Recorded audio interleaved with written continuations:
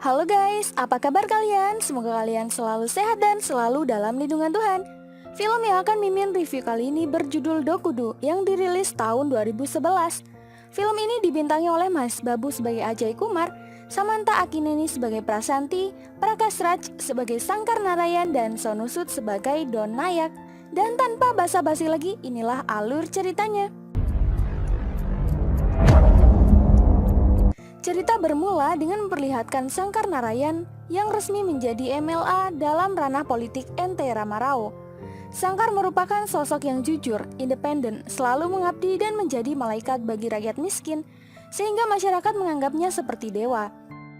Sebelumnya Mimin akan menjelaskan siapa saja orang yang dekat dengan Sangkar Narayan.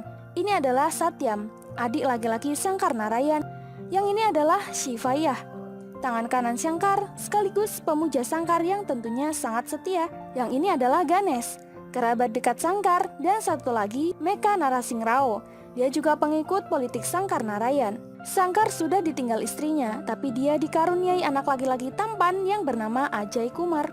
Sangkar sangat dipuja-puja oleh rakyatnya. Bahkan saat dirinya ulang tahun, rakyat merayakannya seperti festival kemerdekaan. Ini adalah Males God. Dia merupakan mitra Nayak yang memiliki berbagai macam bisnis ilegal, di mana usahanya itu telah ditutup semua oleh pemerintahan Sangkar. Dia mendatangi perayaan ulang tahun Sangkar karena dia telah merencanakan sesuatu untuk menghancurkan Sangkar. Makanya dia ingin melihat Sangkar untuk yang terakhir kalinya. Lanjut cerita, Sangkar melihat rakyatnya mati setelah menelan obat abal-abal yang diproduksi pabrik obat milik Males. Sangkar mendatangi Males untuk memberikan peringatan jika tidak menutup pabrik itu, maka dia akan memenjarakan Males. Lalu Sangkar memberikan perintah agar menghancurkan pabrik obat abal-abal itu. Karena Males berada di bawah naungan Nayak, Sangkar pun mendatangi Nayak untuk memperingatinya juga. Merasa Sangkar adalah penghalang terbesar dalam bisnis Nayak, dia pun membuat rencana untuk membunuh Sangkar. Di perjalanan pulang dari kediaman Nayak, Sangkar dan pengikutnya beristirahat sebentar. Tapi ternyata Nayak mengikuti mereka dan langsung memukul kepala Sangkar dengan besi. Adik Sangkar hendak menolong kakaknya, tapi sayang dia malah ditusuk Males dari belakang. Shiva segera menghalangi Nayak dan pengikutnya untuk melindungi Sangkar.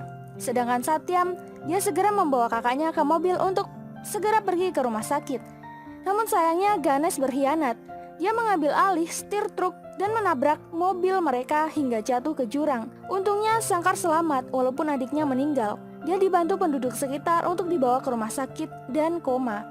Nayak dan seluruh masyarakat mengira kalau Sangkar mereka telah meninggal akibat kecelakaan mobil itu. Sehingga Nayak dan Males merasa lega, kini penghalangnya telah punah. Semenjak kejadian itu, Don Nayak menjadi musuh terbesar di negaranya karena kriminal dan bisnis ilegalnya kini semakin merajalela. Bahkan Departemen Kepolisian selalu gagal dalam menangani kasus mereka. Lanjut cerita, setelah 14 tahun berlalu, Ajay Kumar pun semakin dewasa. Ajay ya guys, bukan Anjay. Dia kini menjadi perwira polisi yang dijuluki Tiger dalam departemennya. Dia dianugerahi kekuatan dan kelincahan yang tak tertandingi. Ajay sedang bertugas bersama 4 kawan lainnya. Dia adalah Sravan, Sentil, Sastri, dan Raffi. Mereka semua di bawah atasan Inspektur Badri yang ditugaskan untuk mencari keberadaan Nayak dan seluruh jaringannya. Mereka mendatangi tempat persembunyian Talwar sebagai salah satu jaringan Nayak. Keberadaan mereka diketahui anak buah Talwar, sehingga mau tidak mau adegan tembak-menembak pun terjadi. Ajay dengan lihai memainkan pistolnya hingga banyak anak buah Talwar meninggoy.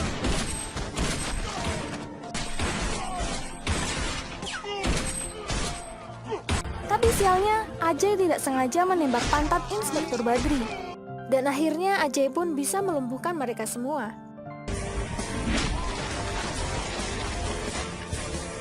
Lalu Inspektur mengadukan Ajay kepada atasannya yang bernama Safi'i atas perilaku Ajay yang sangat agresif itu. Ajay berdalih tanpa agresif, polisi tidak akan ada bedanya dengan tukang pos. Cerita pun berlanjut. Talwar pun diinterogasi untuk ditanyai keberadaan Nayak sekarang. Dia tidak tahu keberadaan Nayak, tapi Talwar sering bertemu dengan Bunti, si adik Nayak. Talwar berkata, Bunti sering mengunjungi Istanbul untuk mengunjungi kekasihnya. Oleh karena itu, mereka berlima pun berencana pergi ke Turki untuk menangkap Bunti. Singkat cerita, Ajay dan kawannya telah sampai di Turki. Menurut intelijen, pacar Bunti tinggal di daerah Cihangir Soha. Dengan bantuan intelijen Turki, mereka berlima mendapatkan alamat pacar Bunti dan lalu mengawasi kediamannya. Tapi mereka salah sasaran. Mereka mengira Prasanti adalah pacar Bunti yang bernama Mita. Mereka berlima pun sering mengikuti kemanapun Prasanti pergi. Sadar kalau dirinya selalu diikuti, Prasanti pun memberanikan diri speak up kepada mereka dan bertanya mengapa terus-terusan membuntutinya. Shanti malah berkata, "Kalau kamu suka ngomong aja langsung, jangan sembunyi-sembunyi, itu akan lebih aku hargai." Ajay pun tersulut emosi. Ajay berkata kalau dirinya sama sekali tidak menyukai Shanti dan malah menuduh Shanti cewek matre yang suka berbelanja. Dengan kesal, Shanti pun memilih untuk pergi. Setelah sadar kalau mereka salah orang, Ajay pun merasa tidak enak dengan Shanti. Dia pun pergi mencarinya dan mendekati ibunya. You Telugu? I'm Ajay Andi. I am Padma. Ajay juga baru tahu sebenarnya Shanti adalah seorang fashion designer yang sedang mengikuti event fashion designer di Turki. Shanti melihat Ajay yang sedang berbicara dengan ibunya, lantas menyuruh Ajay pergi. Ajay berusaha menjelaskan kesalahpahamannya, tapi gagal. Lanjut cerita, Ajay mendatangi backstage event designer Turki agar bertemu dengan Shanti. Di sana Ajay meminta maaf dan mengakui kalau dirinya sebenarnya mencintai Shanti. Tapi Ajay salah orang, sehingga Shanti pun salah paham dan langsung meninggalkannya. Lanjut cerita, Shanti pergi bersama temannya menaiki kereta. Tapi dia lupa tas yang berisi baju yang akan dia presentasikan ketinggalan di halte. Mereka berdua pun balik lagi, tapi tidak menemukan tasnya. Itu artinya usaha mereka berdua datang ke Turki sia-sia. Untungnya Ajay telah menemukan tas itu dan langsung memberikan kepada Shanti, dan lalu menyuruh mereka berdua pergi lagi agar tidak terlambat. Melihat ketulusan Ajay menolongnya, Shanti akhirnya menjadi luluh. Lanjut cerita, akhirnya Bunti pun mendatangi kediaman pacarnya di Turki. Sehingga Ajay berkesempatan untuk meringkus Bunti.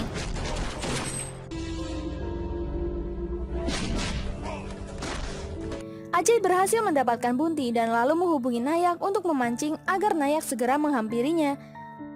Bunti, back up. Bunti! Setelah berhasil mendapatkan Bunti, Ajay dan kawannya pun berencana balik ke India lagi.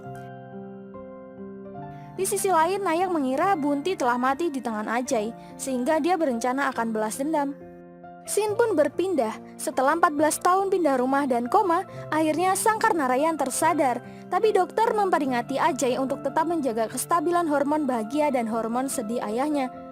Dia tidak boleh menerima kabar duka, syok ataupun kaget, karena jika itu terjadi, Sankar Narayan akan kembali koma seperti sebelumnya.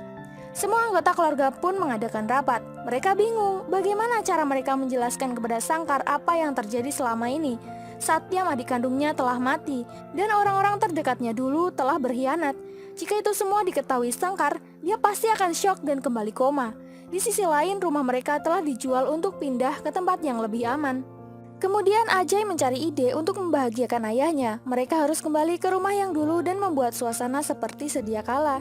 Ini adalah Padma Sri. Dia merupakan menantu Ranga Rao yang membeli rumah lama Sankar Narayan. Orang ini punya sifat tamak. Dia memindahkan istri dan ayah mertuanya ke tempat yang lebih kecil, kemudian menyewakan rumah itu untuk keperluan syuting filmnya. Ajay mengaku-ngaku kalau dirinya adalah seorang sutradara sekaligus produser film. Dia berkata kepada Padma kalau dia ingin membuat film dokumentasi tentang Sankar Narayan, pemilik rumah lama ini.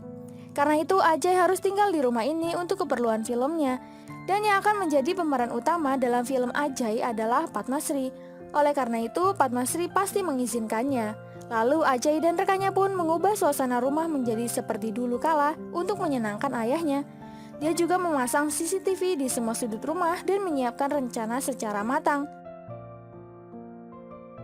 Lalu membawa Sankar Narayan kembali ke rumahnya yang dulu. Di sisi lain, Nayak sudah datang ke Mumbai untuk mencari siapa pembunuh adiknya. Lanjut cerita, Bibi Ajay tengah bersembahyang dan membunyikan lonceng. Itu membuat Sankar terbangun dari komanya. Ajay sangat bahagia dan segera mendatangi kamar ayahnya. Paman Jai memberitahu Sankar kalau anaknya sudah dewasa dan telah menjadi MLA menggantikan Sankar Narayan. Sankar pun sangat bangga dengan Ajay. Tapi saat Sankar duduk bersantai di teras rumahnya, dia teringat adiknya dan memanggil Paman Jai untuk menanyakan di mana Satyam. Semua orang pun bingung bagaimana mengatakan kepada Sankar bahwa Satyam telah mati terbunuh. Untungnya Ajay segera datang. Dia berkata kalau Paman Satyam sekarang berada di Amerika karena telah mendapat pekerjaan yang bagus di sana. Sankar pun lalu meminta Ajay segera menelpon Satyam di luar negeri. Semua orang pun panik, takut ketahuan kalau mereka bohong. Karena Ajay sudah menyiapkan ini matang-matang, dia pun pura-pura menelpon Paman Satyam. Dan tim Ajay lah yang berpura-pura mengangkat telepon dan menjadi Paman Satyam.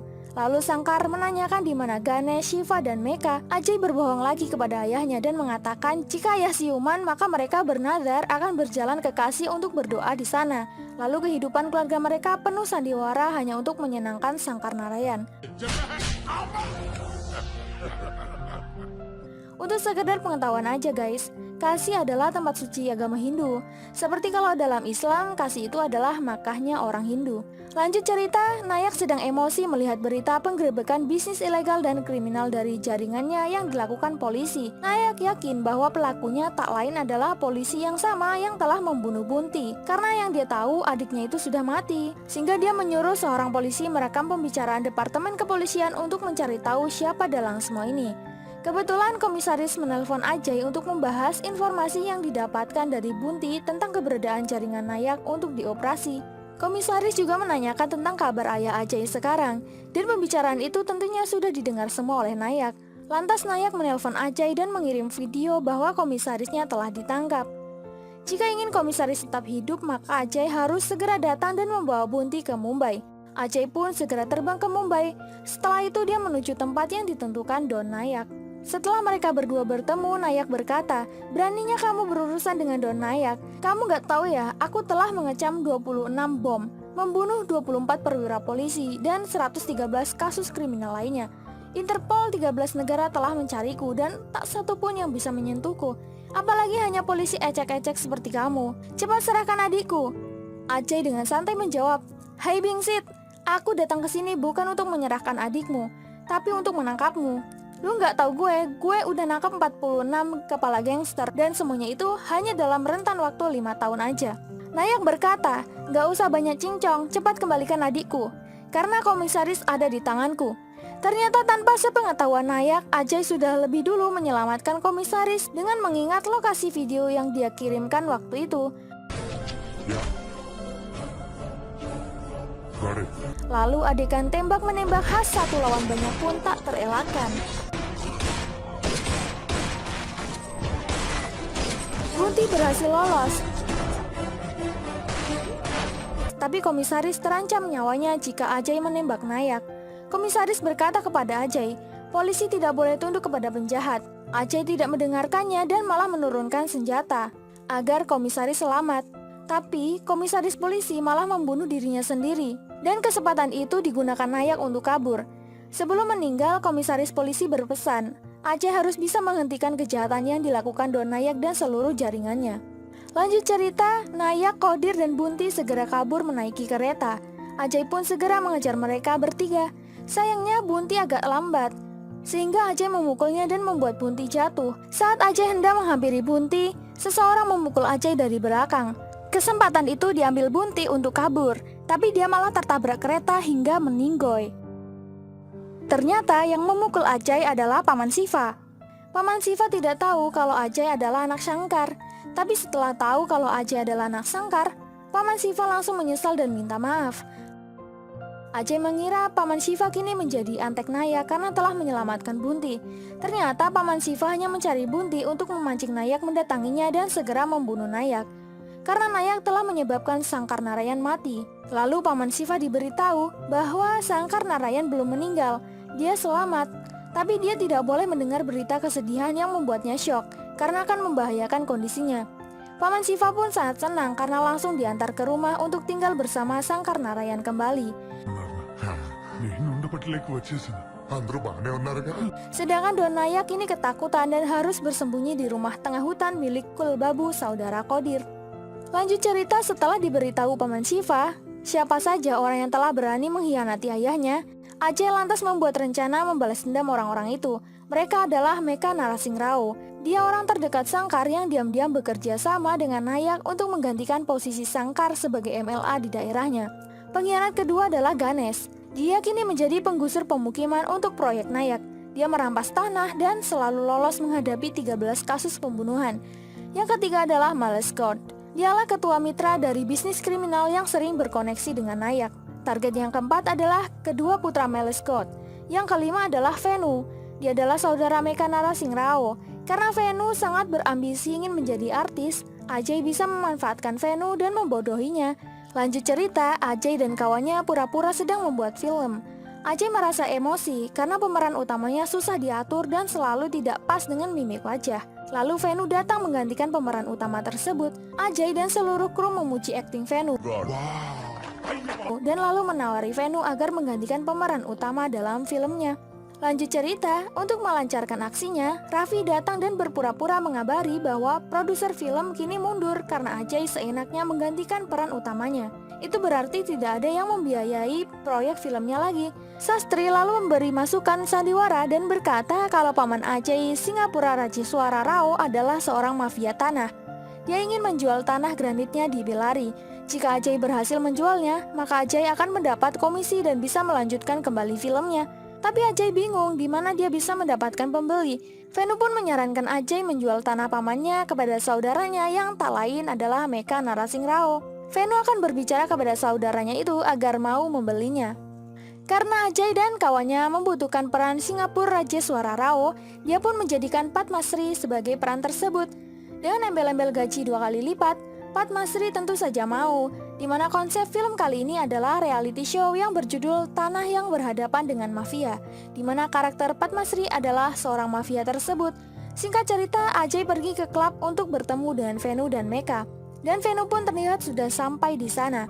Sayangnya Prasanti datang di waktu yang tidak tepat. Karena tidak mau pergi, Ajay terpaksa menampar Shanti agar Venu tidak mencurigainya. Shanti sangat kesal dan tidak mau lagi menemui Ajay. Teman Shanti menasihatinya dan berkata, itulah yang kamu dapatkan jika kamu menemui Ajay tidak tepat waktu. Karena Ajay sekarang berada di tengah-tengah operasi polisi. Lalu Ajay bertemu dengan Meka Narasing Rao. Dia berkenalan dan berpura-pura menjadi keponakan Singapura Rajeswara Rao dan bernama Bellary Babu. Karena Rajeswara tidak datang, Meka pun membuat janji kepada Ajay dan Rajeswara Rao agar besok datang ke rumahnya membahas tanah bersama. Padahal tanah itu sebenarnya juga tidak ada wujudnya, guys.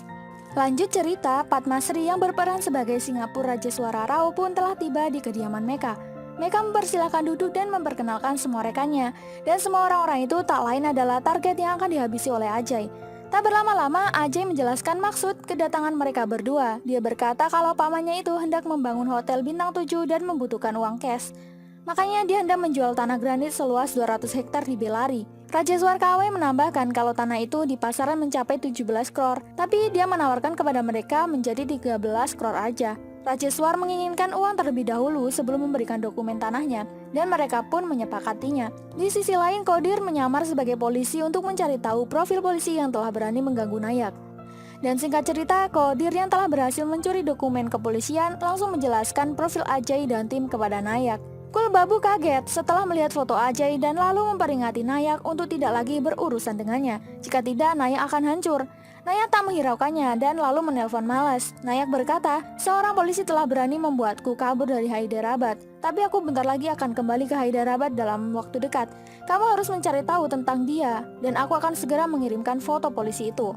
Malas memastikan bahwa dia akan segera menangkap polisi itu secara diam-diam dan membawanya ke hadapan Nayak.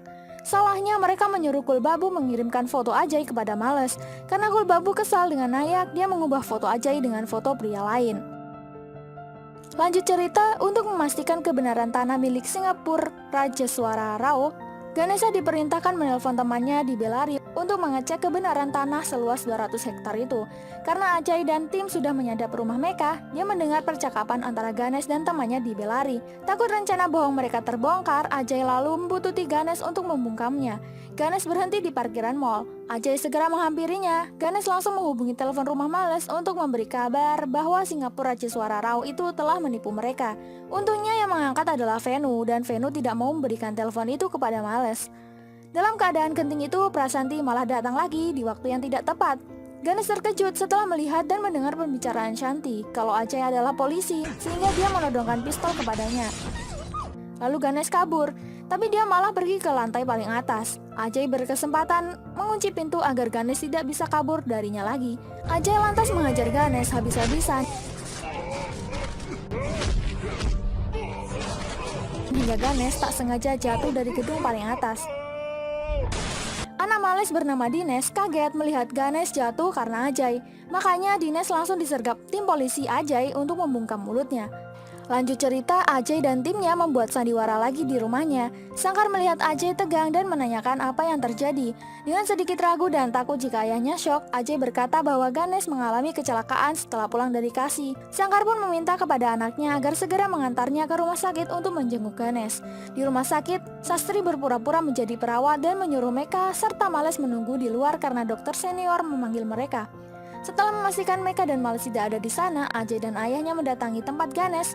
Ajay menaruh secari kertas di tangan Ganesh, jadi seakan-akan kertas itu adalah surat wasiat Ganesh untuk Sangkar Narayan.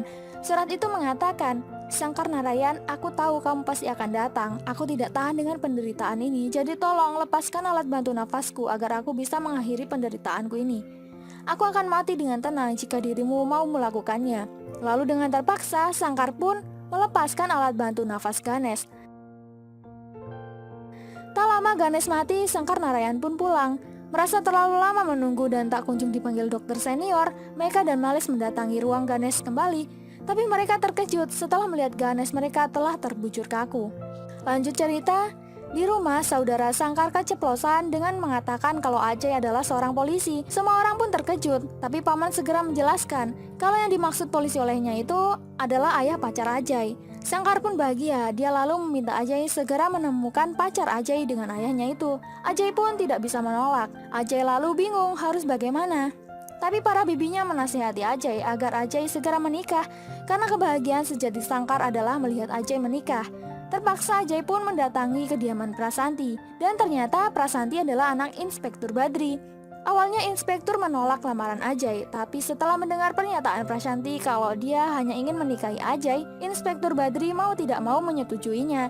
Tapi syaratnya Badri harus bertemu orang tua Ajay terlebih dahulu untuk meyakinkan keputusannya. Singkat cerita, Badri dan keluarga mendatangi kediaman Ajay untuk bertemu dengan orang tua Ajay. Tapi sebelum masuk ke dalam, Ajay memberitahu kalau dia punya paman sedikit gila. Pamannya menganggap Ajay sebagai MLA di daerahnya, sehingga dia meminta tolong kepada Inspektur Badri untuk juga ikut berakting dengannya menjaga kondisi pamannya. Lalu mereka semua pun berdiskusi. Setelah banyak berbicara, Badri pun pamit dan akan datang lagi setelah mendapat tanggal pernikahan yang pas. Setelah itu Prasanti mengedipkan matanya karena bahagia, hingga lagu Gaya Anda Goyang pun diputar. Lanjut cerita, saat Inspektur Badri hendak ke kantor, tak sengaja dia melihat sebuah patung yang mirip dengan Sangkar Narayan. Dia pun berhenti dan bertanya kepada orang sekitar. Lalu dengan marah dia menghampiri rumah Ajay dan berteriak. Dia memarahi Ajay karena telah berbohong kepadanya dan menutupi kepada semua orang bahwa Sangkar Narayan masih hidup. Ajay berkata, aku tidak akan menikahi putrimu jika kamu tidak mau mendengarkan alasanku. Lantas Ajay dan keluarga menjelaskan semuanya. Mendengar keributan, Sangkar menghampiri mereka dan menanyakan apa yang terjadi. Untungnya Badri memakluminya dan berkata kalau dia datang ke sana hanya untuk mengabari dan meminta segera mempercepat rencana pernikahan anak mereka. Dan singkat cerita, pernikahan Ajay dan Prasanti pun digelar. Keesokan harinya, target Ajay dan tim selanjutnya adalah Males. Karena diketahui bahwa Males punya riwayat penyakit jantung, mereka membuat rencana akan mengakhiri Males. Males yang sedang berjalan-jalan dengan keluarganya kaget karena hampir tertabrak sebuah truk. Sehingga Males pun dibawa ke rumah sakit untuk dirawat. Seorang suster menggoda Males dan memberitahu kalau dokter senior memanggil mereka berdua. Males pun khawatir, dia mengingat bahwa kejadian ini sama persis seperti sebelum meninggalnya Ganesh kala itu. Untungnya Ajay datang, dikira Males Ajay hendak mendampinginya. Tapi Ajay malah memberitahu rencananya kalau dia telah membohongi Males. Dia juga memberitahu bahwa Ajay adalah anak Sangkar Narayan. Siapapun yang berkhianat dengan ayahnya maka dia harus menerima akibatnya. Males pun semakin syok, ditambah lagi Ajay ternyata membawa ayahnya untuk mendatangi Males di rumah sakit. Itu membuat tekanan darah Males semakin tinggi hingga menyebabkan dirinya meninggal. Di sisi lain, Nayak, Kodir, dan Kulbabu merampok mobil untuk dipakainya pergi ke Hyderabad. Dan singkat cerita, dia pun sampai di sana dan segera memerintahkan menculik salah satu tim Ajay untuk mencari informasi. Nayak kaget setelah Raffi mengatakan kalau Sangkar Narayan masih hidup dan Ajay adalah anaknya. Tak lama Meka pun datang dan Nayak langsung memperlihatkan kalau Sangkar Narayan masih hidup. Meka pun kaget dan bingung. Dia lalu melihat foto Ajay dan dia berkata, bukannya itu Belari Babu. Nayak pun menjelaskan, dia bukan Belari Babu melainkan Ajay Kumar, seorang polisi sekaligus anak Sangkar Narayan. Lalu Nayak meminta Meka menceritakan kronologi kejadian. Kemudian Nayak memerintahkan untuk memanggil Venu dan Padmasri ke hadapannya. Setelah mendengar penjelasan Venu dan Padmasri, Nayak sadar bahwa Ajay telah mempergunakan orang-orang itu untuk menghancurkannya dan seluruh jaringannya. Tak lama Ajay dan anggota batalion polisi menyergap kediaman Nayak.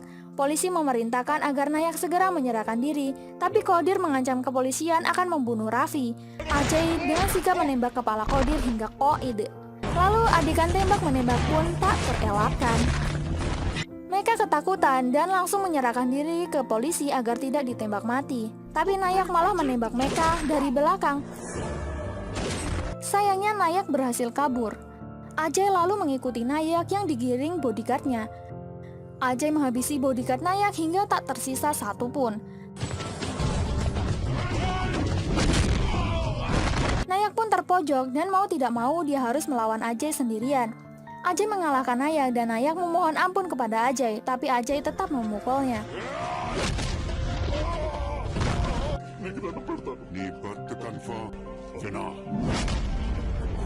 Lanjut cerita, kini Sangkar Narayan pun bisa kembali menemui rakyat yang merindukannya. Sedangkan Nayak, dia ternyata sudah diikat Ajay dan dimasukkan ke dalam patung Rahwana. Sangkar yang tidak tahu Nayak berada di sana segera menombak patung Rahwana dengan api hingga terbakar. Dan otomatis Nayak pun mati. Keesokan harinya seperti biasa, Sangkar duduk bersantai membaca koran. Cucunya memanggil dan meminta tolong agar mengambilkan layangan mereka. Tapi setelah mengambil layangan yang terbuat dari koran itu, Sangkar pun syok setelah membaca korannya. Dia kemudian memanggil Ajay dan menanyakan kenapa Ajay menciptakan sandiwara hanya untuk membahagiakannya. Untungnya sang ayah ternyata tidak marah. Dia malah berkata, walaupun itu kebohongan, tapi kebahagiaanku adalah nyata. Aku bersyukur dikaruniai putra yang sangat mencintaiku dan memperdulikan kondisiku. Mulai sekarang, jangan ada lagi sandiwara di antara kita. Aku akan tetap hidup seperti yang kamu inginkan. Lalu film ini pun selesai. Terima kasih buat kalian yang sudah support channel ini. Jangan lupa tinggalkan like dan saran kalian di kolom komentar. Sampai jumpa di alur cerita berikutnya. Terima kasih.